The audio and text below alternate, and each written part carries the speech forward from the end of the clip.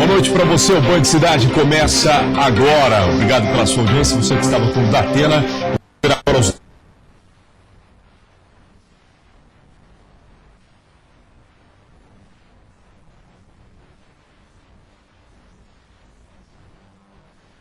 Os desabrigados pelas chuvas na capital. Suspeito de morte de indígena é preso em Gaspar, no Vale do Itajaí. Ele teria confessado o crime. Farsa, catarinense preso na Venezuela confessa que forjou a própria prisão. Familiares pediram desculpas pela atitude do jovem. Esses e outros assuntos agora no Band Cidade. Hoje é sexta-feira, 12 de janeiro de 2017. O Band Cidade está no ar.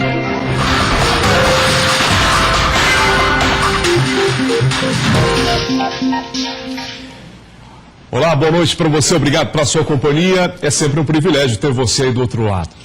Depois de tanta chuva e alagamentos, felizmente o sol predominou hoje na capital. A preocupação agora é com o risco de deslizamentos de terra por causa do solo que está encharcado. Os prejuízos ainda estão sendo contabilizados. Hoje pela manhã, o secretário nacional de Defesa Civil garantiu a liberação de recursos federais para a recuperação aqui da cidade. Depois de chover em 2 dias, o dobro do esperado para todo o mês de janeiro na capital, com o tempo seco e a água baixando, a Defesa Civil e a Prefeitura começam a ter uma real dimensão dos estragos. O bairro Rio Tavares, que dá acesso ao sul da ilha, foi um dos pontos mais alagados, com bloqueio total da SC 405. Hoje, como a gente pode ver, a água baixou e a rodovia está liberada completamente para o tráfego de veículos. Aos poucos, os moradores tentam voltar à rotina, mas já sabem que vão ter muito trabalho pela frente. Hoje vai ser puxado, já está puxado, né? O pessoal, todo mundo, um ajuda o outro, né? Limpeza. A gente teve carros que ficou na água, que não conseguiram tirar, né? E assim vai. A gente perdeu tudo que adquiriu durante a vida, né? Hoje a gente precisa de alimentos, principalmente de limpeza, que está precisando muito. En mi oficina molharam todos os motores de todas as máquinas, então tem que estar uma semana secando. É complicado. A gente está limpando a casa, tirando o que sobrou de bom, né? Limpando tudo ali, né? Porque olha, muito trabalho. A situação é parecida nas demais regiões da cidade e é longa a lista de estragos e danos em estruturas e rodovias. Hoje, em coletiva de imprensa em Florianópolis, o secretário nacional de Defesa Civil garantiu a liberação de recursos federais para o município. O Ministério da Integração, através do ministro Helder Barbalho, ontem eu fiz um contato telefônico com ele pessoalmente, por telefone, e ele me garantiu que vamos ter recursos. A minha secretaria já tem um recurso disponível para Santa Catarina e se houver mais necessidade do aporte financeiro do Ministério da Integração, vai haver esse aporte. Apesar do valor não ter sido divulgado, a Prefeitura recebeu com alívio a notícia e deve começar os trabalhos antes mesmo da homologação do decreto de situação de emergência. O mais importante foi a garantia que nós podemos dar as ordens de serviço e quando tiver a liberação do recurso, nós começamos a executar os pagamentos. Isso dá até tranquilidade para as próprias empresas contratadas que vão receber o recurso. Então, acredito que a gente se adiantou, seja junto ao governo do Estado, na busca dos recursos, seja junto ao governo federal, para ter esse caminho burocrático vencido e elaborado, e também um respaldo político. O governo do estado já anunciou também a liberação inicial de 3 milhões de reais. Segundo a Defesa Civil, 3.751 pessoas foram afetadas pelas chuvas em 21 municípios do estado. A capital, com maior gravidade. Todas as rodovias até então interditadas já estão total ou parcialmente liberadas. Levantamento divulgado agora há pouco pela Prefeitura aponta que 200 ruas sofreram algum tipo de dano e serão necessários 20 milhões de reais, 20 milhões para a recuperação aqui da cidade. A Prefeitura também disponibilizou pontos de coleta para doação de mantimentos. Quem quiser ajudar deve entrar em contato com o projeto Somar Florianópolis pelo telefone 3251-6340. 3251-6340. A chuva acabou e o sol apareceu hoje em grande parte do dia. Trouxe um pouco de esperança e também alívio, especialmente para as pessoas que mais sofreram com as fortes chuvas desde a última segunda-feira.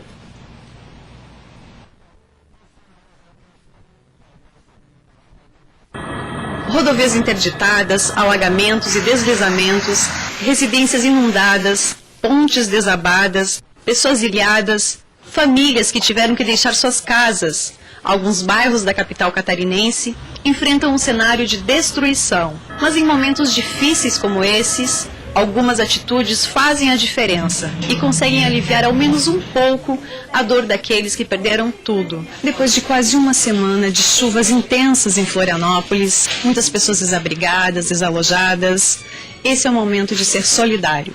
E nós viemos até o SOMAR, que é uma rede da Prefeitura Municipal de Florianópolis, que conecta o cidadão às organizações da sociedade civil. Nós só recebemos doações nos pontos que nós já divulgamos no nosso site do SOMAR Floripa, que são as intendências da Prefeitura, a Passarela do Samba e aqui a sede da Prefeitura na Tenente Silveira, no centro. Nenhum outro local está recebendo doação para os desabrigados de Florianópolis, ok? Todas as pessoas que necessitarem de ajuda poderão procurar o CRAS, Centro de Referência de Assistência Social. Existem 10 pontos espalhados pela cidade e você pode obter mais informações através do site da Prefeitura Municipal. Nesses CRAS, as pessoas elas vão receber um acolhimento com os nossos assistentes sociais, os nossos psicólogos, e eles vão poder apresentar todas as suas necessidades, que tipo de prejuízos tiveram, que tipo de atendimento que ainda é necessário por parte da Prefeitura. Então, todo o nosso serviço ele está preparado, pronto para receber aqueles que precisarem. Segundo a Defesa Civil Estadual, até o momento, 1.230 pessoas estão desalojadas e 150 desabrigadas. 2 pessoas morreram, 250 ruas sofreram danos. A comunidade está se mobilizando e levando doações para os pontos de arrecadação. Muitas pessoas também estão se cadastrando para ajudar como voluntário no SOMAR, como é o caso da Viviane, que mora no bairro de Coqueiros. Devido às consequências, agora do tempo, vendo essas pessoas sofrendo tanto, eu em casa estava de férias, até a próxima semana, então eu pensei, por que ficar parado se eu posso ajudar outras pessoas? Daí liguei para o SOMAR, fiz meu cadastro via telefone, me oferecendo para ajudar no que fosse necessário, me disponibilizando, inclusive fim de semana, se precisar, enquanto eu tiver meu tempo ocioso, eu prefiro ajudar as pessoas. Ana, funcionária pública, mesmo em férias, também decidiu ajudar e procurou o SOMAR. Nós estamos recebendo todos os tipos de doações, como roupa, alimentos, produtos de limpeza, para poder destinar às famílias que estão mais necessitando, As pessoas que quiserem ajudar com doações de produtos podem se cadastrar no site do SOMAR. E a previsão do tempo para o final de semana é clima típico de verão. Terá sol com algumas nuvens. Podem ocorrer pancadas de chuva no final do dia, mas de forma passageira. Só um detalhe também, a Rede Brasil Atacadista aí em Biguaçu e no bairro dos Ingleses, no norte da ilha, também está recebendo doações para as vítimas da chuva. E olha, o corpo do homem desaparecido durante o alagamento de ruas no Morro do Quilombo, em Florianópolis, na madrugada de quinta-feira, foi encontrado hoje, por volta de 12h30, na Baía Sul, no bairro Costeira do Pirajubaé, aqui na capital. Segundo os bombeiros, a vítima tinha 36 anos e teve o corpo reconhecido por familiares. O corpo foi levado até o Instituto Médico Legal, onde a família fez o reconhecimento. Outras 2 pessoas morreram, sendo um homem em Florianópolis e uma menina em São João Batista. E vamos atualizar agora a situação aí das chuvas no estado de Santa Catarina. Vamos ver aqui no telão os números que foram atualizados agora há pouco aí pela Defesa Civil. Até agora o número de desalojados 1.749, desabrigados 158, residências atingidas 1.397, mortos são 3, sendo 2 em Florianópolis e 1 em São João Batista, feridos 1 e desaparecido permanece 1, dessa vez lá em Balneário Camboriú. Esses são os dados divulgados pela Defesa Civil. Nós temos aí mais alguns dados? Não, são esses os dados que foram enviados pela Defesa Civil agora há pouco. Temos mais dados, olha aqui, decreto de emergência. Esse dado foi confirmado agora há pouco. Flelo e também Itapema, no litoral norte. Mudando de assunto agora, o suspeito de assassinar o índio Marcondes Namblar, de 30 anos, foi preso hoje em Gaspar, no Vale do Itajaí, confessou o crime. Isso segundo a Polícia Civil. Gilmar César de Lima foi preso por volta de 6h30 da manhã, durante uma operação que envolveu mais de 40 policiais. Ele estava na casa da irmã, lá em Gaspar, não reagiu e assumiu o crime. O professor indígena foi espancado no dia 1º de janeiro em Penha, no litoral norte, e morreu no dia seguinte em decorrência da agressão. Lima teve a prisão preventiva decretada no dia 4 de janeiro. A polícia trabalha com a hipótese de que o espancamento do indígena tenha ocorrido por motivo fútil. E a seguir, olha só essa notícia, em farsa, catarinense preso na Venezuela confessou que forjou a própria prisão. Os familiares pediram desculpas pela atitude do jovem. Detalhes já depois do intervalo, agora 7h02.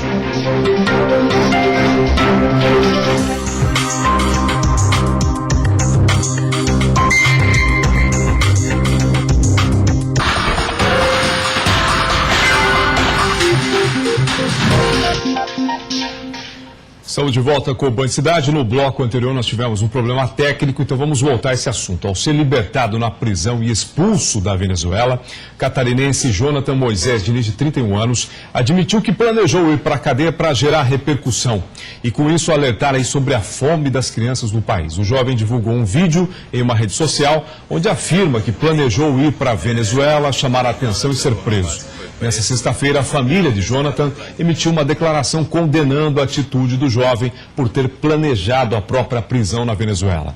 Ele ficou detido numa prisão de Caracas por 10 dias, período em que os parentes e amigos fizeram diversos apelos aí pela sua soltura. No comunicado, a família de Diniz agradece pela mobilização dos brasileiros, enquanto o jovem catarinense estava preso, e pede desculpas pela sua atitude, esclarecendo que não sabia dos seus planos. Vamos ver agora e ouvir um trecho da declaração em que o jovem postou nas redes sociais. Se eu fui para lá e fui preso, foi porque eu incitei ser preso. Porque eu planejei ir para a Venezuela, chamar atenção e ser preso. Realmente, admito aqui. Por quê? Porque eu sozinho, com o dinheiro que eu tinha, com o dinheiro dos meus amigos, não ia dar para salvar muita gente. Não ia dar para salvar nem 100 crianças. Eu faço muito menos do que muita gente no mundo faz. Tem gente que faz 1000 vezes mais que eu. Só que num ato não desesperado, porque não é desespero. Na verdade é um ato sem medo. Eu fui para a Venezuela, ajudei o máximo possível de pessoas e sim, falei, enfrentei de cara pessoas poderosas naquele país. Pessoas que são ligadas ao presidente, são ligadas às Forças Armadas e, como eu já esperava, iam me colocar na cadeia, né? E eu fui para a cadeia justamente porque eu queria ir para a cadeia. Pois é, ouvir esse rapaz aí falando é quase um deboche, é muita besteira reunida numa só fala. Forjar a prisão para chamar a atenção para uma causa, seja ela qual for, é uma atitude irresponsável e vergonhosa, ainda mais fora do país, né? Criou-se um problema diplomático com a Venezuela, já não somos tão próximos deles, agora mais ainda. E ainda deixou familiares angustiados por notícias. Não foi a imprensa que criou essa história, foi a própria mãe desse rapaz que, num ato de desespero, procurou a imprensa para pedir ajuda para que ele fosse solto. Se queria chamar a atenção para a causa das crianças com fome, não conseguiu. Apenas conseguiu holofotes para as atitudes moleques que cometeu. E ponto final. Polêmica na reforma trabalhista. Agora o Congresso vai ter que definir como a nova lei deve ser interpretada, ou seja, se as alterações entram em vigor imediatamente ou não. O parecer da Comissão do Tribunal Superior do Trabalho é preliminar e já foi distribuído a todos os 26 ministros para votação, marcada para a primeira semana de fevereiro. No total, são 35 sugestões sobre a forma como a nova lei deve ser interpretada.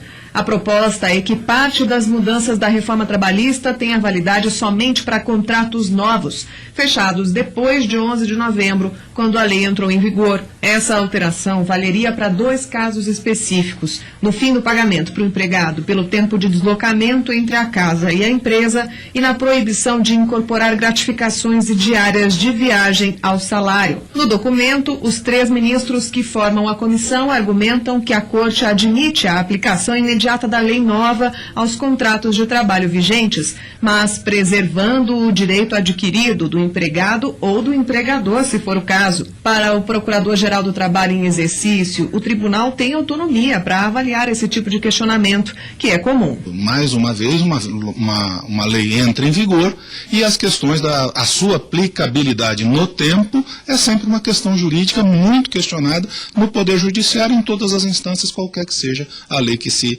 entre em vigor como uma novidade no sistema jurídico. Esse parecer do tribunal foi encaminhado em outubro, antes do Congresso Nacional receber uma medida provisória do governo que determinou a imediata aplicação das novas regras para todos os contratos em vigor.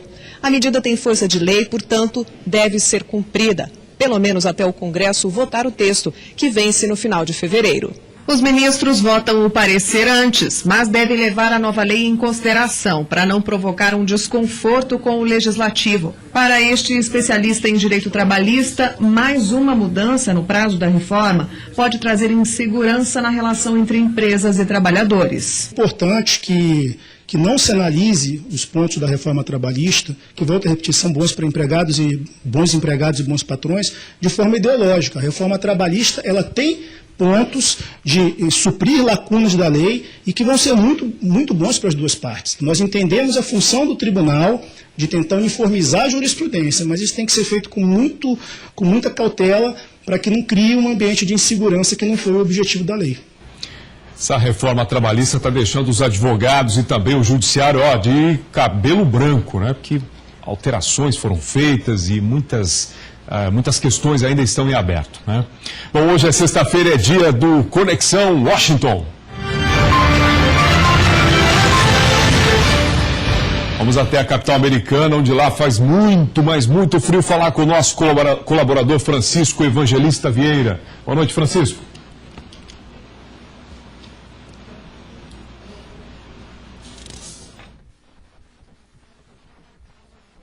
Boa noite, Moacir. Boa noite a você que nos acompanha. 2 feriados marcam os meses de janeiro e fevereiro por aqui. Na terceira segunda-feira de janeiro, esse ano dia 15, se comemora o nascimento do Dr. Martin Luther King Jr., pastor religioso que na década de 1960 liderou os movimentos pelos direitos sociais dos negros americanos e acabou assassinado em 1968. Na terceira segunda-feira de fevereiro, esse ano, dia 19, temos um feriado diferente, President's Day, ou Dia dos Presidentes, no plural, já que homenageia todos os presidentes do país. Ficou marcado para fevereiro, pois nesse mês se comemora o nascimento dos 2 presidentes que muitos consideram os mais importantes na história dos Estados Unidos, George Washington e Abraham Lincoln. Washington foi o primeiro presidente e, como general, liderou o movimento de independência, consolidou a república que nascia, unificando as províncias que tinham ambições distintas. Chegou, inclusive, a dizer que só aceitaria o cargo de presidente com mandato limitado e jamais o de rei ou imperador. Lincoln é chamado pai da nação, pois a reunificou depois da Guerra Civil, terminada em 1865, quando o Sul queria se separar do Norte, formando outro país. De quebra, ele conseguiu aprovar uma mudança na Constituição que resultou na abolição da escravatura. Foi assassinado naquele mesmo ano de 1865 por um retado aos feriados nacionais pelo governo federal. Porém, aqui entra uma curiosidade americana. No estado do Arizona, o governador não aprovou o feriado de janeiro para os funcionários e repartições estaduais, porque achava que não fazia sentido homenagear Martin Luther King com tal celebração. E assim, no Arizona, a data só virou efetivamente feriado depois de 6 anos de discussões, votações e campanhas públicas. Outros estados passaram por processos semelhantes, e em algum deles o feriado se chama de Dia dos Direitos Humanos ou coisa parecida, não dando crédito pessoal ao Dr. King. Em comentários futuros, voltaremos a conversar sobre outros feriados americanos. Há coisas bem curiosas. Grato por sua companhia e até nosso próximo encontro. Obrigado, Francisco. Um abraço e até sexta-feira que vem. E olha só, o mais recente relatório da Fátima, Fundação do Meio Ambiente, sobre a vulnerabilidade nas praias do litoral catarinense, divulgado hoje, aponta que 62,8% dos pontos analisados estão próprios para banho. Porém, algumas coletas foram feitas antes das chuvas dos últimos dias, que provocaram estragos em cidades catarinenses. Por essa razão, a Fátima recomenda que os banhistas esperem 24 horas depois da chuva para tomar banho de mar. Você acha que algum turista esperou? O pessoal já estava na água hoje. Especialmente se o local for próximo à saída de rios e galerias pluviais. Em Florianópolis, dos 75 pontos avaliados, 45 estão próprios para o banho. O relatório completo está no site da Fátima, fatima.sc.gov.br. Novos estudos mostram que dietas ricas em frutas e verduras estão diretamente relacionadas com a melhora nos sintomas de esclerose múltipla.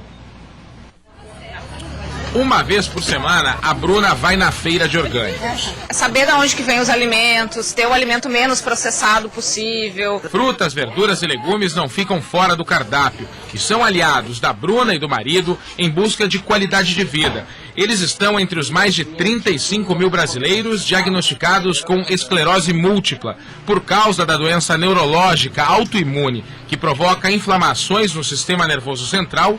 Jaime está há 1 ano na cadeira de rodas. Eu precisei ficar mais consciente de tentar não ficar muito pesado para as pessoas me ajudarem. Um estudo realizado nos Estados Unidos aponta que uma boa alimentação pode reduzir em 20% o risco de pacientes de esclerose múltipla desenvolverem incapacidades físicas. Pesquisadores analisaram 7 mil questionários e também levaram em consideração outros hábitos, como tabagismo e a prática de exercício. Band Cidade desta sexta-feira termina aqui. Você fica agora com o Jornal da Band. Boa noite para você, bom fim de semana e até segunda-feira.